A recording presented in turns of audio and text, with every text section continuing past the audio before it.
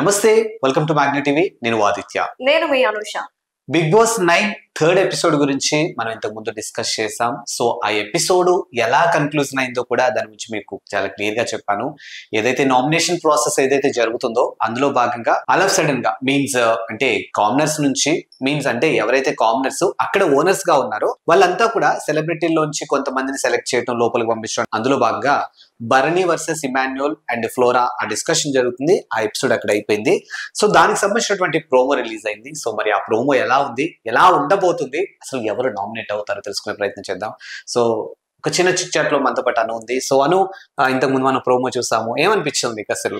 Oh my God, ఆ promo ఏంటి ఆదిత్య, అసలు కొట్టుకుంటున్నారు ఘోరంగా. వాట్ హ్యాపెండ్ ఎగ్జాక్ట్లీ అనేది మనకి ఈ రోజు లైవ్ ఇంకా చూస్తే అర్థమవుతుంది, అండ్ ఈ రోజు ఎపిసోడ్ చూస్తే మన వ్యూవర్స్ కి కూడా అర్థమవుతుంది. సో ఎపిసోడ్ రిలీజ్ కాకుండానే మేము ప్రోమో డీటెయిల్స్ ద్వారా అలాగే లైవ్ కూడా మేము చూసాం కాబట్టి డీటెయిల్స్ మనం అందించేస్తున్నాము.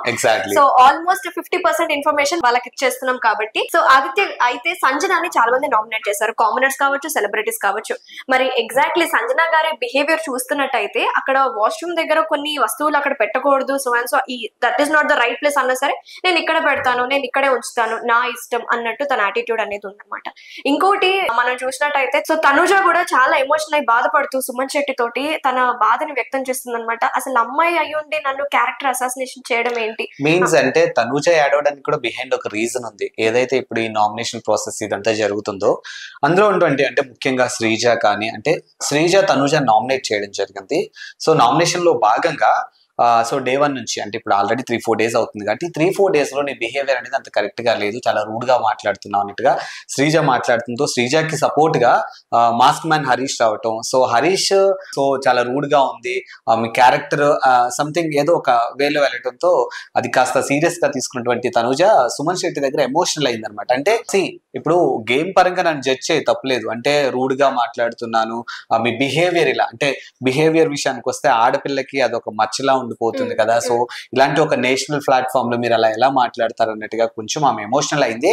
బట్ నాట్ ఓన్లీ తనుజను యాక్చువల్ గా చూసుకుంటే సీజన్ స్టార్ట్ అయిన దగ్గర నుంచి కూడా 9 సీజన్ స్టార్ట్ అయిన దగ్గర నుంచి కూడా ఒక రోజు హరీష్ ఏడ్చాడు, మాస్క్ మ్యాన్ హరీష్ ఏడ్చాడు, ప్రియా ఏడ్చింది, ఇంకా ఫ్లోరా అయితే చెప్పాల్సిన అవసరం లేదు, ఎక్కెక్కి గుక్క పెట్టి మరీ ఏడ్చింది, ఇప్పుడు తనుజ ఏడ్చింది. అంటే జనరల్ గా ప్రీవియస్ సీజన్స్ ఒకసారి మనం అబ్జర్వ్ చేసినట్టయితే ఎమోషనల్ అనేది ఇంకా మా వల్ల అవ్వట్లేదు అనుకున్న టైంలో వాళ్ళు బరస్ట్ అయినటువంటి సందర్భాలు మనం చూసాం. కానీ వీళ్ళు మాత్రానికి నుంచి ఇలా స్క్రిప్ట్ ప్లాన్ చేస్తారా, వాట్ హ్యాపెనింగ్ ఎగ్జాక్ట్లీ అనేది మనకు అర్థం కావట్లేదు.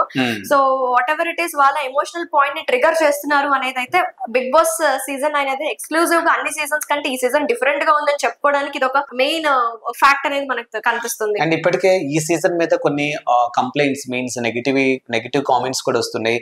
సీజన్ 6 ఎలా అయితే అట్టర్ ఫ్లాప్ అయిందో ఈ సీజన్ కూడా అలాగే అవుతుంది. ఎందుకంటే కంటెస్ట్ అంటే 3 days కి మనం కూడా జడ్జ్ చేయలేము, బట్ ఇవాళ నామినేషన్ స్టార్ట్ అయింది కాబట్టి ఈ ఇంపాక్ట్ అన్న ముందే ఉంటుందేమో. కానీ లిటరలీ చాలా మందికి కూడా కంటెస్టెంట్స్ విషయంలో కానీ వాళ్ళు ఇస్తున్నటువంటి ఫుటేజ్ విషయంలో కానీ ఆ పర్ఫార్మెన్స్ విషయంలో కానీ జనాలకు కూడా ఒక రకమైనటువంటి కన్ఫ్యూజన్ స్టార్ట్ అయిపోయింది.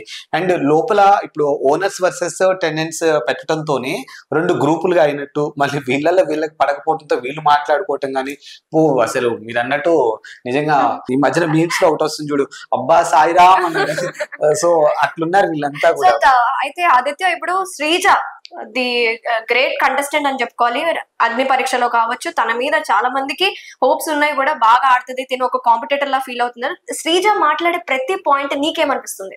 నాకేమనిపిస్తుంది అంటే శ్రీజ మాట్లాడే దాంట్లో ఒక 70% క్యాలిక్యులేటెడ్ గా మాట్లాడుతుంది, కానీ మిగతా 30% ఎవరైతే సంజనాని ఫుటేజ్ ఇవ్వడం కోసం ట్రై చేస్తుంది అని అన్నదో నాకు ఎందుకో ఎగ్జాక్ట్ గా శ్రీజ కూడా ఫుటేజ్ ఇవ్వడానికి రెడీగా ఉందేమో అనిపిస్తుంది. ఒకటి మాస్క్ మ్యాన్ హరీష్ ఒకళ్ళు అంటే కామనర్స్ లో చూసుకుంటే మాస్క్ మ్యాన్ హరీష్ కానీ శ్రీజ కానీ ప్రియా కానీ వీళ్ళంతా కూడా ఎక్కడో కొంచెం ఫుటేజ్ ఇవ్వడానికి ట్రై చేస్తున్నారేమో అనిపిస్తుంది. అంటే డెమోన్ పవన్ కానీ లేకపోతే మన కళ్యాణ్ వీళ్ళ విషయానికి వస్తే మాత్రానికి ఎంతో కొంచెం కామెంట్ సైలెంట్ గా వెళ్తున్నారు, అవసరం ఉన్నప్పుడు మాట్లాడుతున్నారు, అవసరం లేనప్పుడు ఉంటున్నారు. కళ్యాణ్ అయితే కొంచెం యాక్టివ్ గా ఉన్నాడు, ఇక పవన్ గురించి చెప్పేది నాకు ఎందుకురా, నా వంతు వచ్చినప్పుడు నేను మాట్లాడతా అన్నట్టుగా ఉన్నాడు అబ్బాయి. బట్ మేబీ మెచ్యూరిటీ ఏమో అది, అంటే మనం చెప్పలేము, అంటే అన్నెసెసరీ విషయాలు నాకు ఎందుకు అన్నట్టుగా ఉన్నాడేమో, బట్ అర్థం కాదు.